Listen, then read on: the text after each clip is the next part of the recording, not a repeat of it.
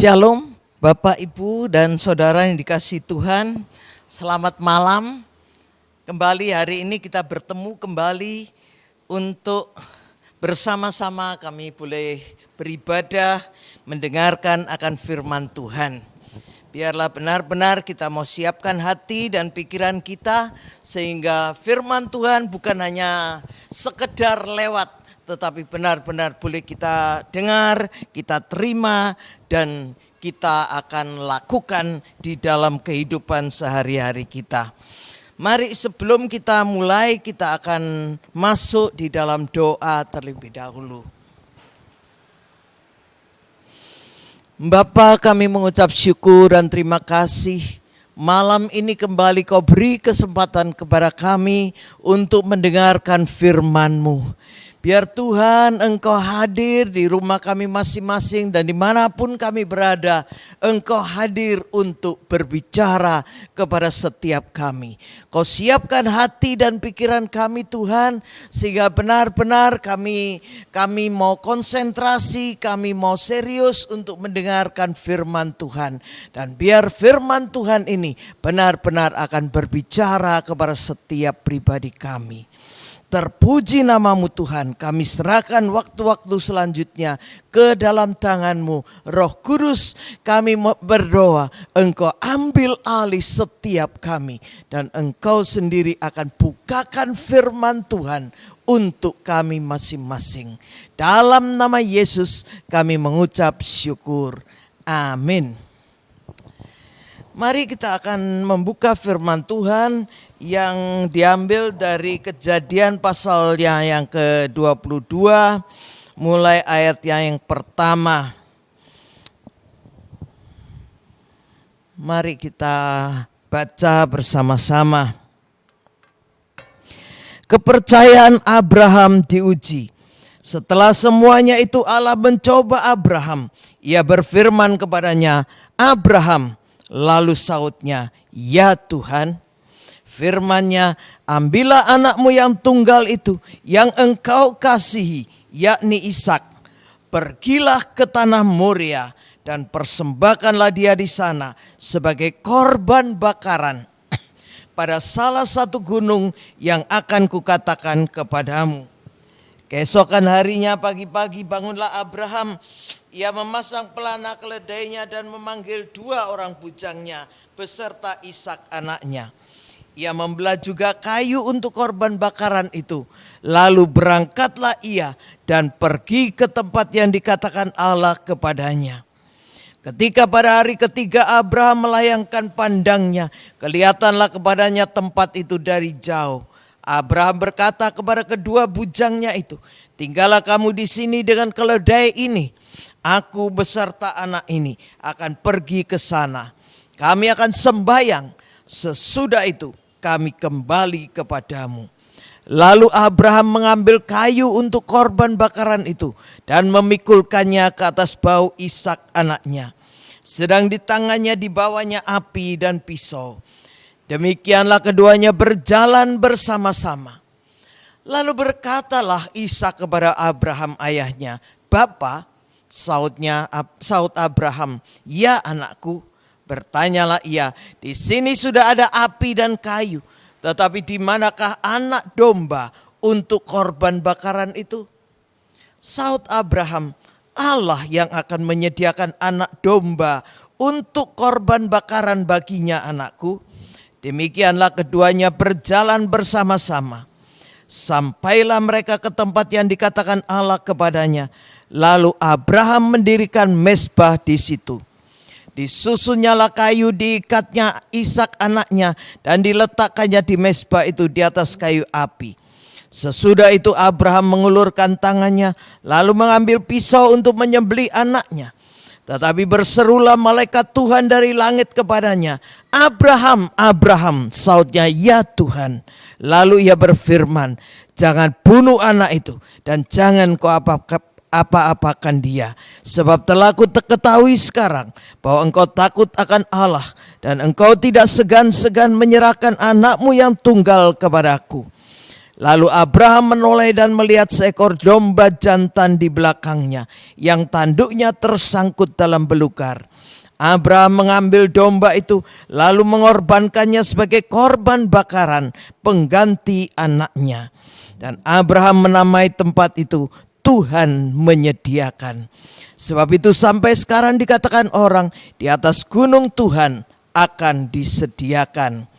Untuk kedua kalinya berserulah malaikat Tuhan dari langit kepada Abraham, katanya, "Aku bersumpah demi diriku sendiri, demikianlah firman Tuhan, karena engkau telah berbuat demikian, dan engkau tidak segan-segan untuk menyerahkan anakmu yang tunggal itu kepadaku, maka aku akan memberkati engkau berlimpah-limpah dan membuat keturunanmu sangat banyak seperti bintang di langit dan seperti pasir di tepi laut. Dan keturunanmu itu akan menduduki tempat kota-kota musuhnya. Oleh keturunanmu lah semua bangsa di bumi akan mendapat berkat, karena engkau mendengarkan firman-Mu." Sampai sekian pembacaan firman Tuhan. Berbahagialah kita yang bukan saja mendengar, tetapi melaksanakan apa yang Tuhan inginkan dan perintahkan di dalam kehidupan kita.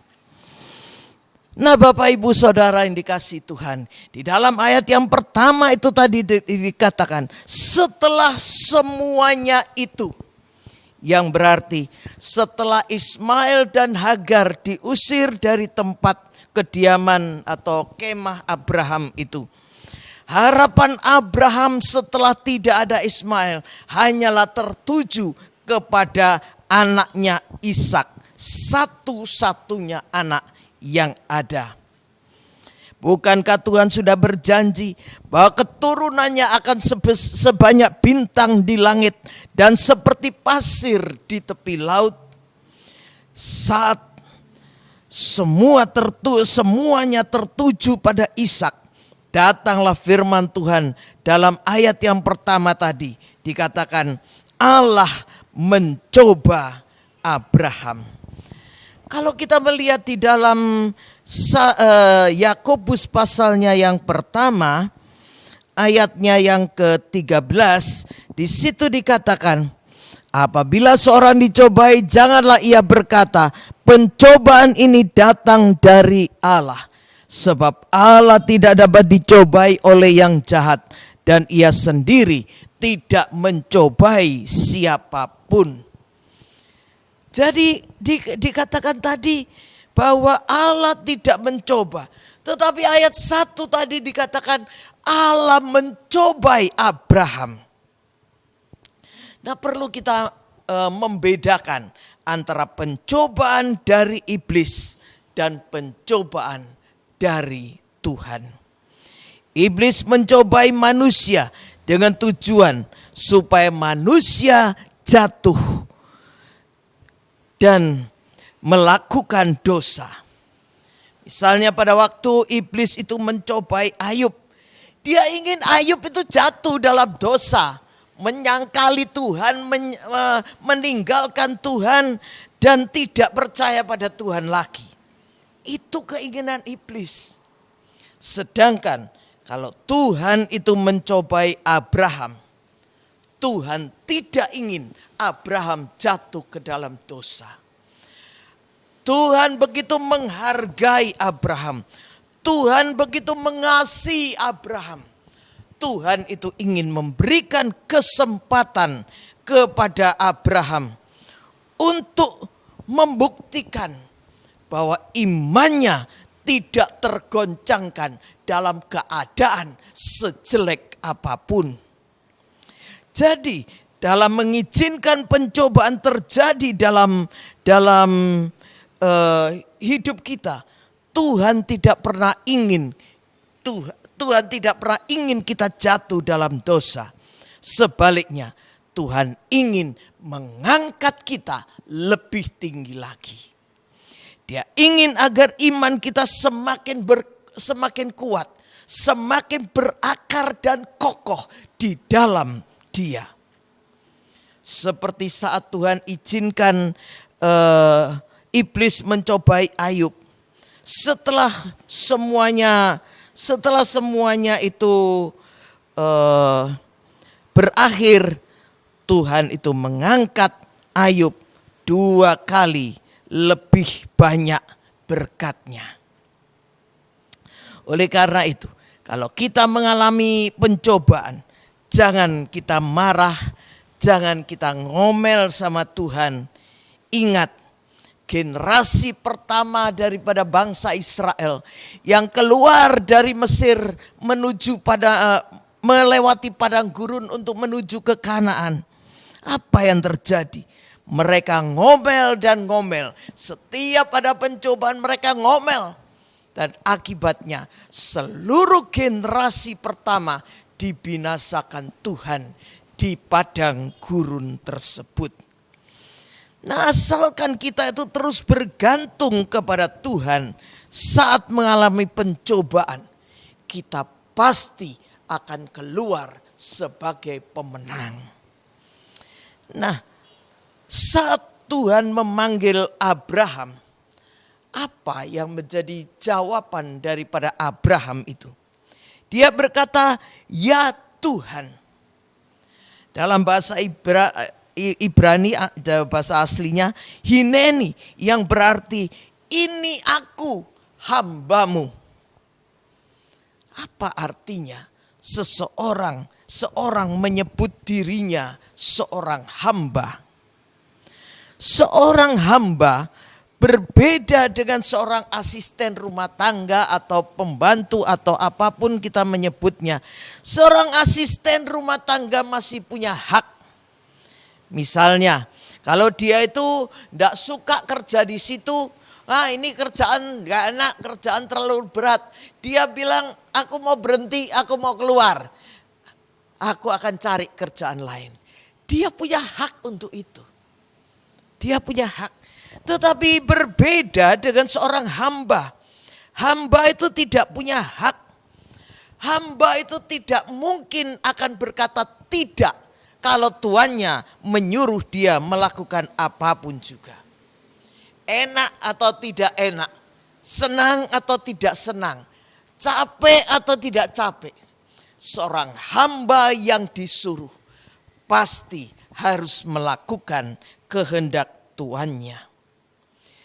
Jadi saat Abraham berkata, "Aku ini hambamu," dia sebenarnya berkata, "Tuhan, apapun yang kau katakan, apapun yang kau perintahkan kepadaku, aku akan melakukannya sepenuhnya." Dan apa yang dikatakan oleh Abraham ini bukan hanya kata-kata kosong belaka. Bukan hanya kata-kata manis yang enak didengar oleh telinga. Tetapi memang merupakan kata-kata yang berasal dari hati Abraham yang terdalam. Yang keluar akibat iman dan keyakinan yang begitu kuat kepada Tuhannya.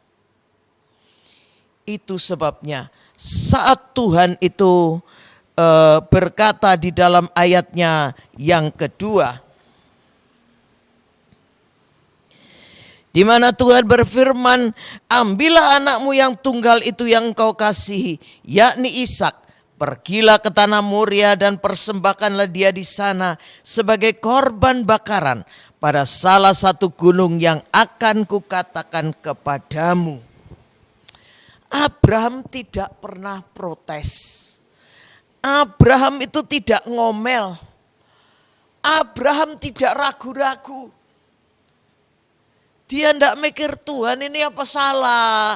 Apa aku denger-dengeran atau apa? Enggak. Abraham itu begitu yakin itu suara Tuhan. Dan apakah suara itu ada perintah itu masuk akal atau tidak? Tugasnya sebagai hamba hanya untuk melakukan semuanya sebagai suatu kebenaran yang dia terima daripada Tuhan. Dan inilah sikap seorang hamba yang benar-benar yakin bahwa dia itu seorang hamba. Nah, bagaimana dengan diri kita? Bukankah kita sudah dibeli dengan darah yang mahal? Darah Yesus. Jadi setiap kita yang percaya kepada Tuhan Yesus adalah hamba Tuhan. Karena melalui darahnya dia sudah beli setiap pribadi kita. Kita adalah hambanya. Dan sebagai hamba Tuhan, kita pun wajib melakukan apapun yang Tuhan perintahkan kepada kita. Hanya saja seringkali kita sebagai hamba-hamba Tuhan yang sudah dibeli oleh darah Kristus yang mahal itu, seringkali kita tidak menganggap diri kita sebagai hamba seperti Abraham. Itu sebabnya Tuhan boleh nyuruh kita. Dan kita berkata, mosok toh Tuhan harus begitu. Gak enak loh Tuhan kayak gitu. Yang ini loh lebih baik. Ya, selalu kita itu nawar sama Tuhan. Yang enak dan menyenangkan itulah yang kita lakukan. Yang tidak enak kita tolak mentah-mentah. Itu jelas bukan sikap seorang hamba. Seringkali kita hanya mengagumi Abraham yang begitu taat kepada Tuhan, sehingga kita melupakan Ishak yang juga merupakan bagian yang penting dalam peristiwa tersebut. Perlu diketahui bahwa Ishak bukanlah seorang anak kecil yang bisa dibujui, lalu sini kamu, lalu tiba-tiba diikat sama Abraham. Enggak. Saat itu Ishak sudah merupakan seorang pemuda yang beranjak dewasa sekitar umur 20-an tahun. Jadi seandainya dia keberatan atau tidak setuju dengan keputusan ayahnya untuk mempersembahkan dirinya di atas mezbah, Abraham pasti itu tidak bisa berbuat apa-apa. Ya, kalau Ishak mau lari, kalau Ishak mau melawan Abraham, dia pasti lebih kuat. Bayangkan anak muda umur 20-an tahun dibandingkan dengan Abraham yang saat itu sudah berumur 120 tahunan. Tetapi apa yang kita lihat? Ishak itu tidak melawan saat dipersembahkan. Bahkan mungkin dia membantu ayahnya. Daripada ayahnya yang gotong dia naik di atas mezbah, mungkin dia yang naik sendiri. Dan memberikan tangan kakinya untuk diikat oleh ayahnya. Nah, apa yang bisa kita pelajari dari peristiwa ini? Ada 3 hal yang bisa kita pelajari di sini. Yang pertama, Abraham dan Sarah pasti sudah melakukan tugas mereka yang baik sebagai orang tua untuk mendidik Ishak mulai daripada masa kecilnya untuk percaya penuh kepada Tuhan dan untuk mentaati Tuhan dalam segala keadaan.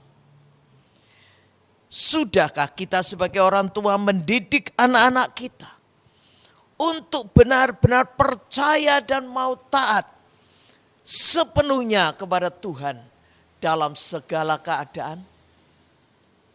Yang kedua, Abraham dan Sarah bukan hanya mengajar, mereka menjadi teladan yang baik. Ishak bukan hanya diajar untuk percaya dan taat, tetapi dia juga melihat secara nyata bagaimana Abraham dan Sarah mempraktekkan iman percaya mereka. Banyak orang tuanya mengajar anak-anak dengan mulut, tetapi tidak dengan teladan. Demikian juga orang-orang Farisi dan ahli Taurat yang mengajarkan umat Israel. Mereka banyak mengajar firman Tuhan, tetapi mereka sendiri tidak pernah melakukannya. Itu sebabnya Tuhan Yesus berkata, turuti apa yang mereka ajarkan, tapi jangan turuti perbuatannya.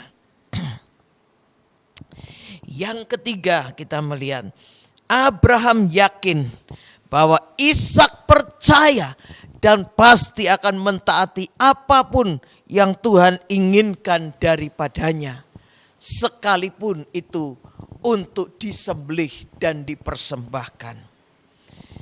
Itu sebabnya dia tidak perlu memaksa Ishak, bujangnya dibawa untuk nanti ngikat Ishak. Enggak, dia tahu Ishak itu akan nurut. Dan kedua bujangnya ditinggal di bawah supaya mereka itu menantikan kedatangan Abraham dan Ishak kembali. Jadi Ishak itu tidak perlu dipaksa, tetapi dia itu mentaati dan menuruti dengan sepenuh hati. Nah, bisakah kita mempercayai anak-anak kita seperti Abraham, dan Abraham percaya akan ketaatan Ishak? Jadi kita lihat Abraham sebagai kepala keluarga dan imam telah berhasil membawa istri dan anaknya untuk mempercayai Tuhan dan mempercayai dan mentaatinya. Bagaimana dengan kita? Sudahkah seluruh keluarga kita percaya kepada Tuhan dan mau mentaati Tuhan di dalam segala keadaan? Apa akibat ketaatan dan penyerahan yang begitu total dari Abraham? Yang pertama, kita melihat setelah Tuhan menghentikan tindakan Abraham yang mau menyembelih Ishak itu, dan saat dia menoleh, dia melihat seekor domba jantan yang tersangkut di semak, yang Tuhan sudah sediakan menggantikan Ishak. Itu sebabnya Tuhan disebut Jehovah Jireh, Tuhan yang menyediakan. Tuhan juga merupakan Jehovah Jireh bagi setiap kita, asal kita pun memiliki ketaatan dan penyerahan seperti Abraham. Di dalam Filipi pasal yang keempat ayat yang ke-19, di situ dikatakan, Allahku akan memenuhi segala keperluanmu menurut kekayaan dan kemuliaannya dalam Kristus Yesus. Di situ dikatakan Allah akan memenuhi keperluan kita berapa? 1 atau 2, 5 atau 10? Bukan. Dikatakan Allah akan memenuhi segala keperluanmu. Apapun keperluanmu ada 100, Tuhan akan menyediakan. Keperluanmu ada 1000, Tuhan yang akan menyediakan semuanya itu. Oleh karena itu, kita itu tidak perlu khawatir. Sekalipun kita ada di masa pandemi ini, sudah 1,5 tahun lamanya. Mari kita belajar untuk tidak khawatir. Janji Tuhan itu ya dan amin.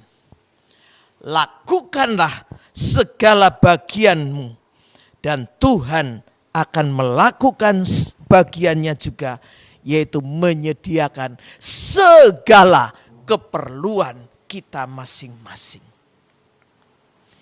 Yang kedua, kita kembali pada Kejadian tadi. Kejadian pasal yang ke-22 ayatnya yang ke-16. Kejadian 22 ayatnya yang ke-16 dan 17 di mana dikatakan,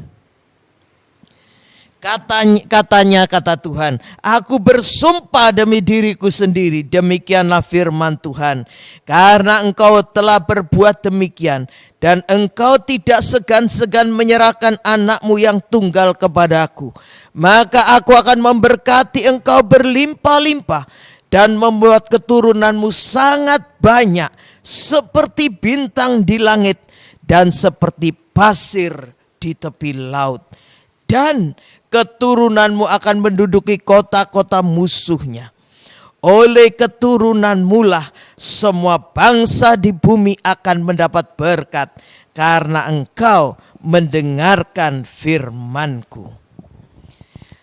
Jadi yang kedua di sini, Tuhan kembali mengulang janji yang pernah Dia ucapkan kepada Abraham. Ya, di mana keturunannya akan seperti bintang di langit, seperti pasir di tepi laut. Nah, kalau Tuhan itu satu kali berjanji, Dia akan menggenapinya. Dia tidak akan pernah mengingkarinya. Apalagi kalau Dia bukan hanya satu kali berjanji, Dia ulangi janjinya itu. Itu berarti Dia pasti akan menggenapinya. Dia pasti akan memberkati Abraham dengan berlimpah-limpah dan menjadikan keturunannya sangat banyak. Dan yang ketiga, yang ayat 18 yang tadi sudah kita baca. Di situ mengapa Tuhan itu memberkati? Di situ di dalam ayat yang ke-18 itu dikatakan bagian akhir, karena engkau mendengarkan firman-Ku. Jadi semua berkat itu terjadi dan akan berlimpah-limpah dalam diri Abraham. Hanya karena Abraham mendengarkan firman Tuhan dan melakukannya. Dan karena Abraham melakukan itu, dikatakan semua bangsa akan mendapat berkat dari keturunan Abraham.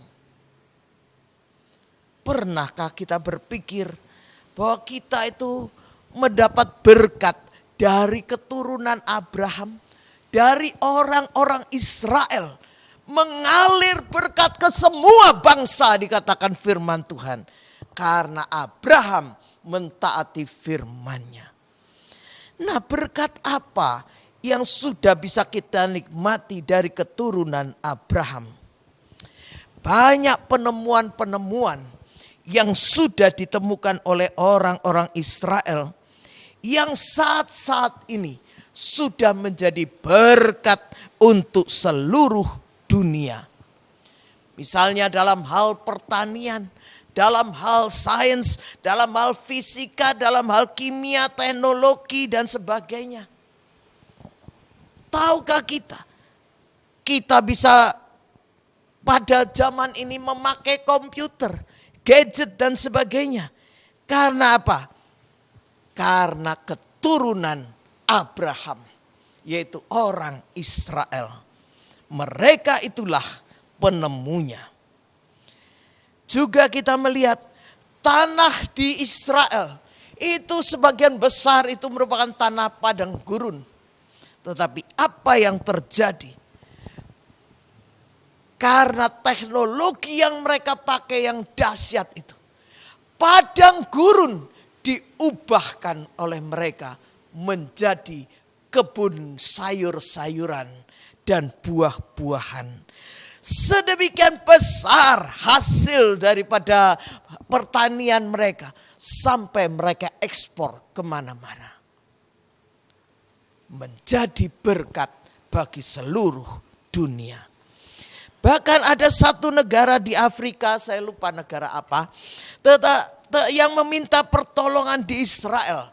Karena negaranya itu dalam keadaan yang sangat minus. Setelah Israel terjun di sana, tanah itu diubah, negara bagian Afrika itu menjadi berubah dari negara yang minus menjadi surplus.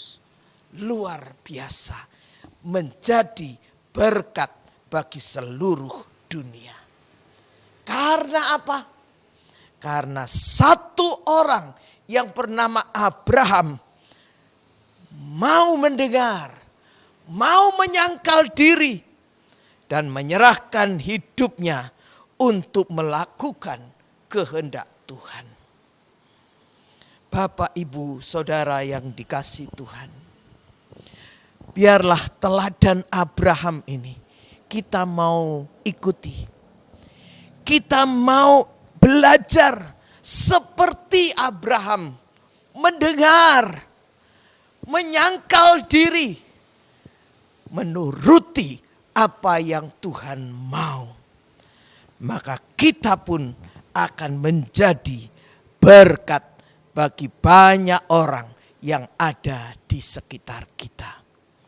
Mari kita jangan sia-siakan hidup kita. Hidup kita hanya satu kali dan suatu saat akan berakhir.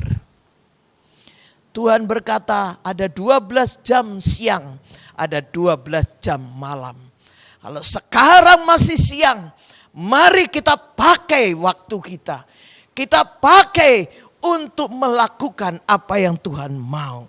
Supaya kita bisa menjadi berkat bagi orang lain. Karena akan datang waktunya di mana tidak ada seorang pun bisa bekerja. Mari kita bekerja untuk Tuhan. Biarlah Tuhan memberkati kita semua yang mau melakukan firman-Nya. Amin. Mari kita masuk dalam doa.